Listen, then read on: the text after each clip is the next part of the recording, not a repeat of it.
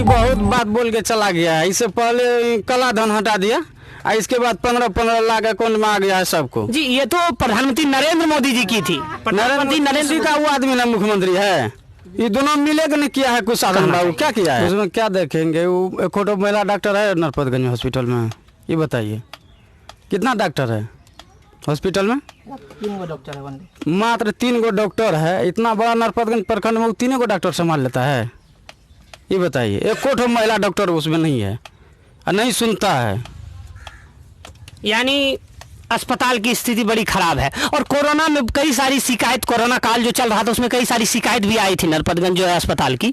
और प्रखंड क्षेत्र में ब्लॉक की स्थिति, अगर ब्लॉक चूंकि जाते होंगे आप किसी भी काम से, तो वहाँ क्या स्थिति रहती है? सबसे पहले दक्षिणा दो, कोई काम करना साइन करवाना जाए तो उसमें दक्षिणा लगता है, बिना अफसरशाही है, कोई सुनवो न करता है। अगर किसी से बात करना चाहते हैं तो ऐसे बात करता है, समझता है अपने आप को हम बड़का हीरो हैं, हम लोग को कहीं इज्जत नहीं मिलता है। यानी प्रखंड क्षेत्र में ये तमाम तरह की विसंगतियां हैं, क्योंकि जो आंकड़े बताते हैं कि अररिया जिला का एक बड़ा पिछड़ा जो क्षेत्र रहा है, प्रखंड क्षेत्र नरपतगंज रहा है। और कई युवाओं के एक शिकायत भी रहती है, वो मैं आपसे भी पूछना चाहूँगा, उन पर आप क्या सोचते हैं कि यहाँ पर कोई एक डिग्री कॉलेज जो सरकारी कॉलेज है वो नहीं है, इस पर आप क्या कहना चाहेंगे? सही भी नहीं है। आगे जाके अभी आके देखे जब स्कूल खुलता है तो उसमें कौन विद्यार्थी पढ़ता है, क्या करता है, नहीं करता है। जो मास्टर कुछ नहीं, सिर्फ सिग्नेचर करता है, गायब हो जाता है। विद्यार्थी यहाँ क्या पढ़ेगा, क्या प्रोग्रेस होगा? यही है डिजिटल, ये बताइए। नहीं, डिजिटल के बारे में जो विद्यार्थी यहाँ अगर 5 साल पढ़ लेगा ना तो कहीं नहीं पास होगा, वो मुल्क का मुल्क है। तो मास्टर को काहे वेतन देता है वो सरकार? जी हाँ, इस पर एक जो है आपका एक बड़ा एक युवा होने के नाते एक अच्छा सवाल है आपका।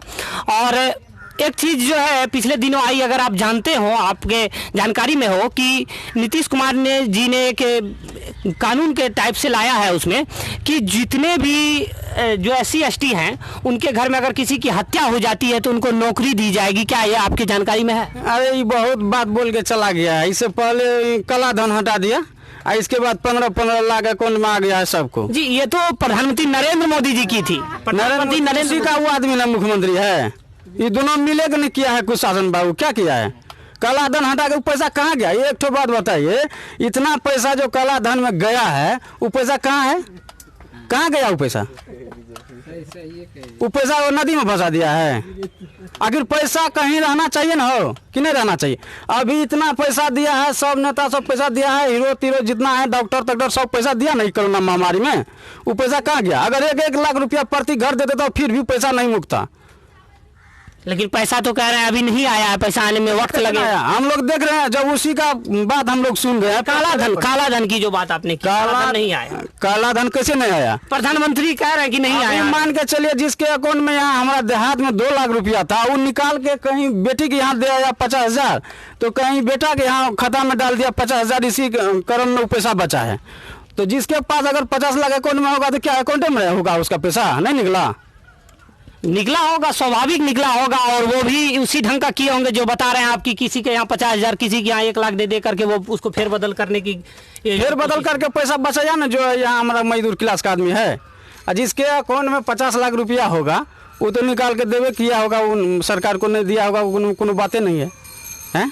जी तो मैं फिर तो पैसा कहाँ गया महामारी में? जी मैं फिर सवाल पे आता हूँ थोड़ा सा, कि वो जो उनमें एक्ट में लाया गया कि ये लाया गया कि अगर किसी SC/ST के यहाँ किसी व्यक्ति की हत्या हो जाती है तो उसके यहाँ किसी एक को नौकरी मिलेगी, या सही है कि गलत है? ये आप बताएं। कहीं नहीं नौकरी मिला है, बहुत आदमी हत्या। ये सही है कि गलत है? ये बताएं। ये गलत है, पूरा गलत है। वैसे आदमी मर गया भूख से तो कुछ देने के लिए अबे नहीं किया है।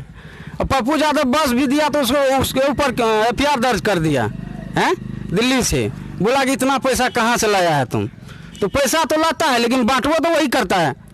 नहीं देखिए, पप्पू यादव जी का आपने उल्लेख किया, तो पप्पू यादव जी लगातार टारगेट करते रहते थे इधर बीते दिनों, मोदी जी को टारगेट करते थे। लेकिन अब जो है उनके अगेंस्ट में उतना ना बोल करके राज्य स्तर पर ये कर रहे हैं। तो क्या लगा ऐसा कि उनको उससे फायदा नहीं मिल रहा है, तब जो है उन्होंने मोदी जी को छोड़कर नीतीश जी को टारगेट करना शुरू कर दिया? वो तो करबे करेगा।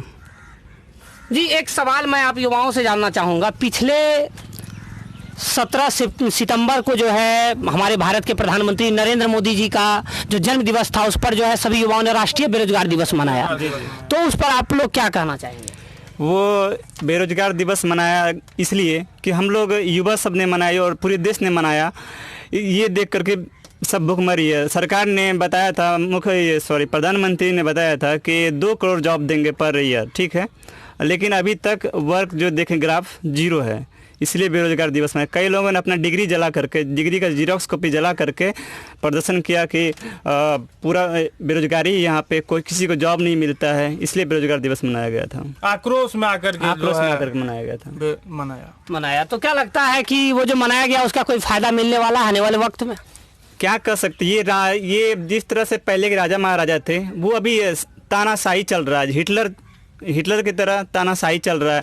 अभी जो सत्ता में है, आप बोलेंगे आपको दबा कर नीचे कर देंगे अपने प्रशासन द्वारा सबको। अभी तो सब प्राइवेटाइजेशन हो रहा है, देख सकते हैं, सबको बेच चुके हैं, लगभग बेच चुके हैं। कुछ लोग सोचते हैं बेचने से फ़ायदा है। अभी जितना कोरोना काल में आप कुछ भी कोई कंपनी देख ले, फ़ोन पे ने 500 करोड़, पेटीएम 500 करोड़, आपका टाटा का दिया, सब लोगों ने उसमें पीएम मोदी केयर फंड में जो है रिलीफ में दिए थे। फिर भी वो रुपया कहाँ गया? कोई लाभ तो मिला नहीं जनता को, वो रुपया गया कहाँ? नहीं, उसके बारे में ये कहा गया है कि वेंटिलेटर खरीदा गया जो है, उसके बाद किट खरीदा गया कोरोना को। वेंटिलेटर कौन सा किट, कितना किट है हॉस्पिटल में? आप देख सकते हैं, आप जाइए पीएचसी नरपतगंज, उसमें एक भी वेंटिलेटर, एक भी किट विट कुछ नहीं रहता है, कुछ भी नहीं रहता है। और आप बात कर रहे हैं क्या वो हरिजन, मतलब क्या कहते हैं, SC ST के जॉब के बारे में, किस बेसिस पे आप जॉब देंगे? फिर तो यही स्थिति आएगा देश का। तो अभी जो स्थिति है नीतीश कुमार के राज्य में कि टीचर आते हैं, अटेंडेंस बना के चले जाते हैं, उसी तरह आप समझ सकते हैं दलित और SC ST को जॉब देंगे, किस बेसिस पे देंगे? जो आपके जैसे मैं हूँ, मेरे यहाँ कोई एक्सपायर कर गया तो मेरे को जॉब मिलेगा, मुझे जॉब मिलेगा, लेकिन वो किस बेसिस पे? इसमें 100% युवा इसको गलत ही मानते हैं, चूंकि ये बता रहे थे युवा इस पर कि क्राइम रेट बढ़ जाएगा। क्राइम रेट बढ़ेगा ही। आप मतलब हम मूर्ख हैं और जॉब मिल गया तो हम क्या कर सकते हैं? टीचर में जॉब मिल गया, किसी भी डिपार्टमेंट में जॉब मिल गया तो हम कहाँ तक करेंगे? क्या कर सकते हैं बताइए आप? कुछ भी तो नहीं कर सकते, क्योंकि मेरे पास नॉलेज ही नहीं है। बस आप एक्सपायर किया, कोई डेथ किया और उससे आपको जॉब मिल गया, तो आप कुछ भी नहीं कर सकते हैं ना। ये तो बिल्कुल गलत है जी, ये आप मान रहे हैं गलत है, और ज़्यादातर युवा मानते भी हैं इस चीज़ को। एक चीज़ आपने कहा कि निजीकरण, रेलवे का निजीकरण जो किया जा रहा है, इस पर आप क्या सोचते हैं? ये तो बिल्कुल गलत स्थिति है निजीकरण का। रेलवे निजीकरण से जो है बहुत सारे लोगों का जॉब छूट गया है। अभी रेलवे में तानाशाही। जॉब कैसे छूट जाएगा या छूट गया है, ये बताएं। भाई वैकेंसीज कहाँ आ रही है रेलवे का? एक इधर ये लोग तैयारी करते हैं, मैं तो सरकारी जॉब की तैयारी नहीं करता हूँ।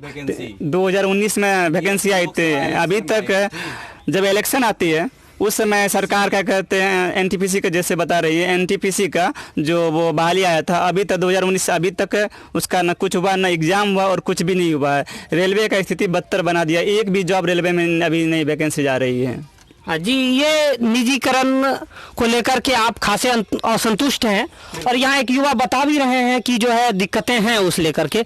आप बता रहे थे युवा साथी की जो है रेलवे में निजीकरण होने से जॉब खत्म हो जाएगा, या कैसे खत्म होगा? इस बार जो वोट होगी वो सिर्फ और सिर्फ बेरोजगारी पे होगी, ठीक है। तो इस बार जो है ना, जैसे कि ये पिछली बार प्राइम मिनिस्टर आए हुए थे, ये पटना आए हुए थे, तो हम भी पटना में ही थे।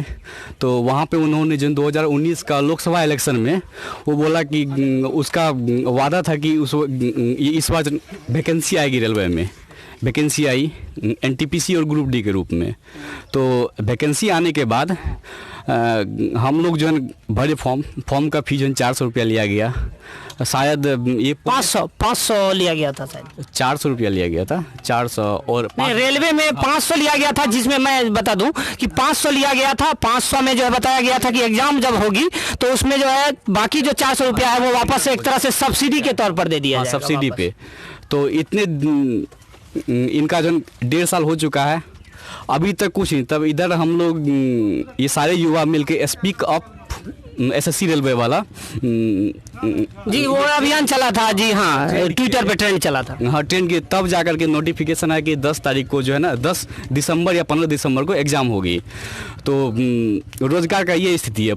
अगर जो 5 साल का आप लेंगे वैकेंसी का रेट लेंगे तो नहीं के बराबर है अभी।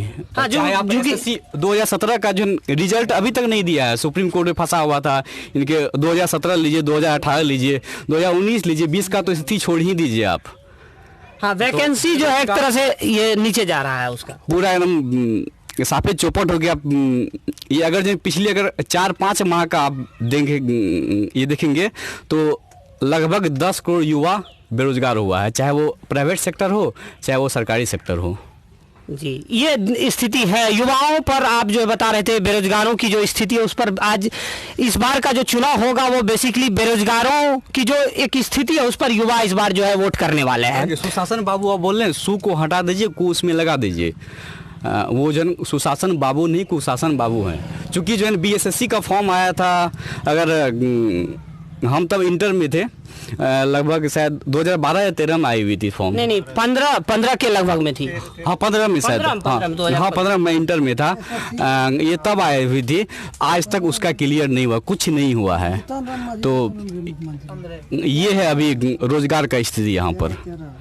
नहीं, क्योंकि बिहार में जो सत्ता होती है वो कहीं ना कहीं एक तरह से एक चीज इस पर जो भी निर्भर करता है। क्योंकि आप देखिए पिछला जो इस 15 साल नीतीश कुमार जी का और 15 साल पीछे आरजेडी लालू प्रसाद यादव जी का, ये जो इतनी लंबी सत्ता चलती है, क्या लगता है आपको कहीं ना कहीं एक कारण है, ये कारण है कि जिसके कारण बिहार का विकास अवरुद्ध रहता है, ये लंबा शासन खिंच जाता है?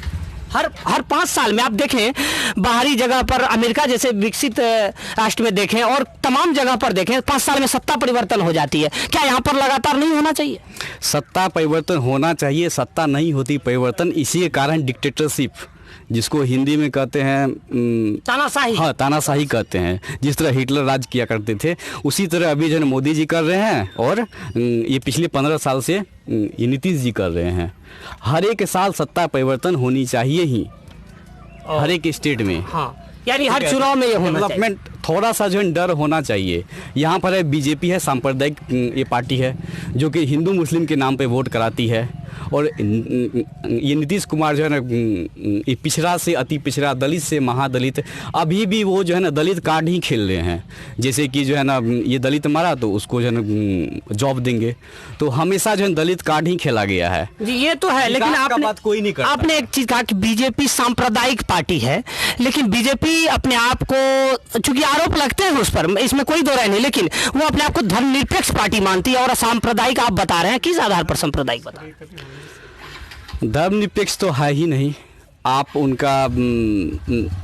उनके पार्टी का जो ना अभी ये मंत्री गिरिराज सिंह, उसका कोई भी भाषण आप उठा करके देख लीजिए तो हमेशा वो सिर्फ हिंदुत्व का बात करता है। हिंदुत्व मुस्लिम से हट के अगर जो विकास का बात करें तो वो बेहतर होगा। उसका हर एक जो 90% से ज़्यादा तो ये पूरा बिहार में एक जो है ना शिव जो है ना वो नाम के लिए जो शाहनवाज को रखे हुए हैं, चूँकि जो उनको दिखाना है कि हम जो है ना ये सेकुलर हैं। एक्चुअल वो सेकुलर है नहीं। देखिए हिंदुत्व की आपने बात की, हिंदुत्व तो कहीं पर भी, चूंकि सुप्रीम कोर्ट ने उस पर जो डिसीजन दिया था हिंदुत्व पर काफी पहले, तो हिंदुत्व में कहीं भी ऐसा नहीं है कि उसमें हिंदू धर्म की बातें हो या उसकी उल्लेख हो। तो अगर बीजेपी हिंदुत्व का समर्थन करती है तो ये कैसे हो गया कि वो हिंदू धर्म को समर्थन करती है? हिंदू नाम रहने से समर्थन नहीं हो सकता। ये नहीं करे हिंदुत्व का समर्थन करे। हिंदुत्व एक सांस्कृतिक चीज है, उसमें हम नहीं जाते। हिंदू धर्म का सिर्फ बात करना वो गलत है। आप सेकुलर देश है हमारा, तो सेकुलर बात होनी चाहिए, हर एक जगह सेकुलर होनी चाहिए। खास करके राजनीतिक जो है ये पार्टी है, धर्म वो अलग चीज़ है। धर्म जो है हम हिंदू हैं तो हिंदू का पूजा पाठ करते हैं, सारा संस्कार हम करते हैं, लेकिन अगर जब राजनीतिक बात आती है तो वहाँ पर विकास के नाम पे वोट आना चाहिए, जो कि होती नहीं है। हमेशा हिंदू मुस्लिम कार्ड जो है ना खेलता है। जो भी रीजनल ये पार्टी है वो हमेशा जो है ना दलित महादलित, हमेशा यही कार्ड खेला जाता है। ये नहीं होनी चाहिए। जी आप एक युवा हैं और जो है युवा में अगर देखें, अगर लीडरशिप में, तो चूंकि चिराग पासवान भी एलजेपी से आते हैं और जो है तेजस्वी प्रसाद यादव जी जो है आरजेडी से हैं, तो आप उनको समर्थन नहीं करके पप्पू यादव जी को समर्थन कर रहे हैं, ये कुछ फिट नहीं आ रहा है? दो बातें हैं। अगर हम ऊपर देखते हैं तो ऊपर जो है 15 साल कार्यकाल अगर देखेंगे लालू यादव को अगर साइड कर देंगे तो तेजस्वी अगर नया चेहरा उसको मौका मिलना चाहिए। लेकिन अगर रीजनल बात करेंगे यहाँ का, इस विधानसभा क्षेत्र का, तो यहाँ का जो है ना एमएलए है ये अनिल यादव, 1 नंबर का निकम्मा है वो, तो इसलिए उसको जो है वोट नहीं करेंगे। ये प्रिंस विक्टर है जो कि जनसंपर्क उसका सबसे अच्छा है, यहाँ पर जनसंपर्क सबसे अच्छा है और ये कोई भी जरूरत पड़ता है तो सबसे पहले विक्टर यादव यहाँ आते हैं। देखिए, विधायक आप कह रहे हैं काम नहीं कर रहे हैं, निकम्मा है, और जो है आप ये भी एक समर्थन का आधार जता रहे हैं कि जो है हम तेजस्वी यादव के अगर पिताजी के 15 साल कार्यकाल को हटा दें। और चूंकि मैं एक चीज़ ये भी जानना चाहूँगा कि अगर किसी के पिता ने, अगर लोग वही मानते हैं कि एक जंगल राज की स्थिति थी, अगर वो गलती की तो बेटा गलती करे, ऐसा तो नहीं हो सकता है ना। वो एक लीडरशिप के तौर पर आगे आ सकते हैं, बदलाव ला सकते हैं। तो वहाँ पर जो है आप यहाँ से जाप के जो है प्रतिनिधि उसको समर्थन दे रहे हैं और वहाँ कह रहे हैं कि तेजस्वी यादव को दे सकते हैं, तो ये द्वंद्व की स्थिति क्यों है? इसका कारण है कि यहाँ पर हम तो व्यक्तिगत तौर पे हैं आरजेडी का समर्थक। चूँकि अगर ऊपर देखा जाए तो आरजेडी का इस बार, चूँकि हम बेरोजगार हैं, तो जितना भी बेरोजगार है 2 ही फ्रंट यहाँ पे बन रहा है। एक्चुअली अगर सही तौर पे देखा जाए 2 फ्रंट बन रहा है, एक तो एनडीए, एक यूपीए, 2 फ्रंट बन रहा है। तो हम चाहते हैं कि ये पप्पू यादव जो है ना आरजेडी के साथ जो है ना बनाए गठबंधन, बस यही चाहते हैं जी। यानी वो आरजेडी के साथ गठबंधन बनाए, नहीं तो अगर नहीं बनाई तो फिर भी हम विक्टर को वोट देंगे, विक्टर के अपने नाम पे। अगर वो, चूँकि यहाँ पे रीजनल अगर हम मुद्दा अगर देखें तो सबसे बड़ा मुद्दा है यहाँ पे रोड, सड़क वगैरह जो भी मुद्दा है, लोकल मुद्दा। तो लोकल मुद्दा यहाँ जो ज़्यादा प्रभावी है, तो इस वजह से जो है ना विक्टर का यहाँ चांस बनता हो। इस बार युवा जो है ना विक्टर की तरफ जा रहे हैं, क्योंकि ये अनिल यादव जो है उसका जनसंपर्क है ही नहीं। चाहे आप पटना जाओ, हम खुद पटना में रहते हैं, पटना में भी कहीं नहीं, किसी से नहीं मिलते हैं। यहाँ भी, यहाँ जो है 5 साल में हमको तो नहीं दिखा, जब भी हम घर आए हुए हैं हमको नहीं दिखा है कहीं तक भी। और विक्टर यादव पिछले 2-3 माह में हमको 2 बार 3 बार दिख चुका है यहाँ पे। नहीं तो ये भी तो हो सकता है कि चुनाव का टाइम है तो आते होंगे। नहीं, आज से 5 साल का आप अगर निकाल दें, यहाँ पे 50 बार से ऊपर आए हुए हैं जी, वो क्षेत्र आते हैं जी। मैं लास्ट में कोट लेना चाहूँगा, हाँ या ना में सभी से, क्योंकि आपने कहा कि जाप सुप्रीमो को जो है आरजेडी के साथ अलायंस करके सरकार में आना चाहिए। इसमें मैं सबसे हाँ या ना में जानना चाहूँगा, क्या जो वो बोल रहे हैं कि लालू यादव की पार्टी के साथ जो है पप्पू यादव जी को जो है एक अलायंस बना के सरकार बनाना चाहिए, होना चाहिए या नहीं होना चाहिए? होना चाहिए, होना चाहिए जी। आप बताइए, होना चाहिए क्या कि लालू प्रसाद यादव जी की पार्टी के साथ जो है पप्पू यादव जी गठबंधन बना के सरकार बना ले? वो तो अच्छा रहेगा, क्योंकि लालू यादव जो था पहले, उनका बात तो छोड़ के बात करे तेजस्वी यादव का, ठीक है। ये नेता कोनो खराब नहीं है, ठीक। तो जैसे कि यानी बिहार लेवल पर बात करें तो नीतीश कुमार यदि 5 साल में क्या किया है, 15 साल को छोड़िए, ये 5 साल में, ठीक, 5 साल में जैसे मान के चलिए सबसे ज़्यादा बेरोजगार, ठीक, उसके बाद शिक्षा को ख़त्म कर दिया है। नहीं, वो बातें तो हुई, मैं बात इस चीज़ पे कर रहा था कि क्या गठबंधन करना चाहिए पप्पू यादव जी को लालू प्रसाद यादव की पार्टी के साथ? ये तो बेहतर रहेगा, बेहतर रहेगा जी। आप बताइए कैसा रहेगा? ये बहुत अच्छा रहेगा, बहुत अच्छा रहेगा आरजेडी जी। आप बताएं। अच्छा रहेगा सर, आप बताएं तो। अच्छा रहेगा, अच्छा रहेगा, यानी कुल मिलाकर ये लोग समझते हैं कि गठबंधन अच्छा रहेगा जी। बिल्कुल अच्छा रहेगा। आप बताएं। अच्छा रहेगा। अगर जब ऊपर देखते हैं तो नीचा हम लोग अति होता है, नीचा देखते हैं, इसलिए अगर जब कर ले तो वो बहुत ही बेहतरीन रहेंगे, अच्छा रहेगा जी। कैसा रहेगा? ठीक है, रहेगा, अच्छा रहेगा वो, ठीक है। हाँ, नहीं, ये मैं इसलिए भी कह रहा हूँ क्योंकि जाप सुप्रीमो पप्पू यादव जी आरजेडी में ही रहे हैं, तो इसलिए अगर गठबंधन हो जाए तो हो सकता है एक अच्छी स्थिति बन सकती है। क्योंकि पद की भी जो स्थिति है कहीं ना कहीं मुख्यमंत्री उप मुख्यमंत्री को लेकर के वो एजेंडा भी तय हुआ। हालांकि आरजेडी के गठबंधन में कई सारी पार्टियां जो हैं तो वो भी एक दिक्कत की स्थिति होगी। अब देखना दिलचस्प होगा कि आगे आने वाले वक्त में चुनाव को लेकर क्या स्थिति बनती है।